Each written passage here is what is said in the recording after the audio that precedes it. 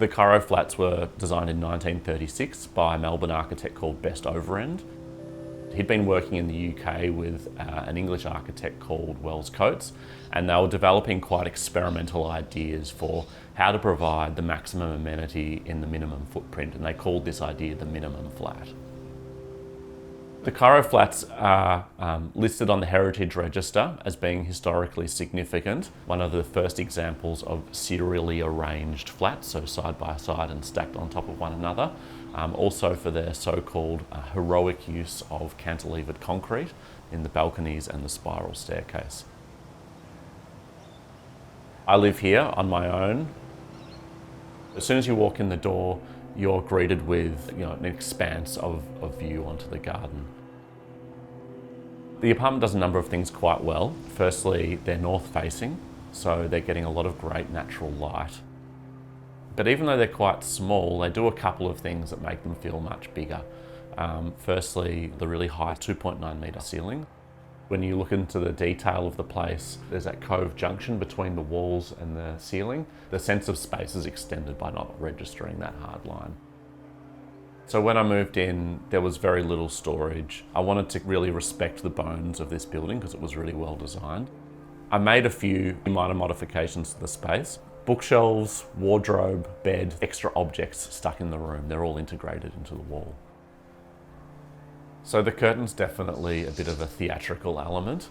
I can use it to cover up all of my clothes and books and personal bits and pieces and make it a bit more of a living space rather than a bedroom.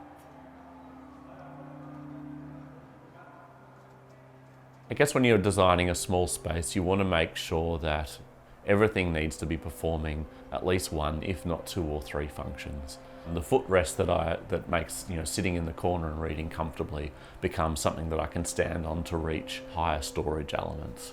Everything starts doubling up. This window used to be the kitchen door, which meant that you couldn't actually put anything up against that wall. Closing that in and turning it into a servery window meant that I can now fold the bed down into that position. And it's also a great spot to have my bedside table, books, glass of water. At night time, I pull the curtain back, the bed folds down, and it comes all the way around to the front window and closes the room in, makes it a nice cozy space to sleep. The kitchen was renovated in around about 2000 by someone who lived here before me and hasn't been modified since.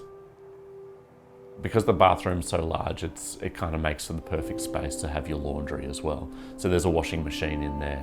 The original apartment always had a bathtub, still has a bathtub, and I was definitely keen on keeping that bathtub. It's a little bit of luxury in such a small space.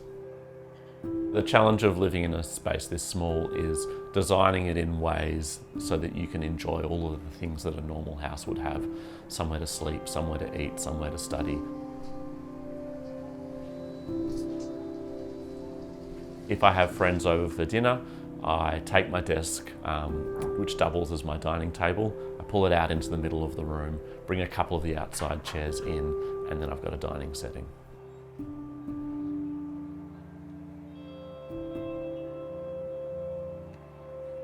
You've got windows on both sides of the apartment, so you get really excellent cross ventilation. Populations are growing. Melbourne's hit 5 million last year, heading for something like 8 million by 2050. We need to be thinking about how we're going to house people more space efficiently.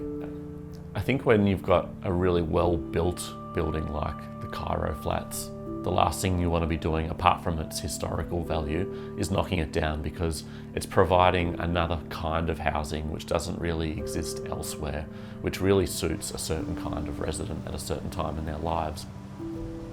Environmentally irresponsible to be just knocking buildings down and building new all the time. We need to be thinking about how we can repurpose what we've already got. Thanks for watching.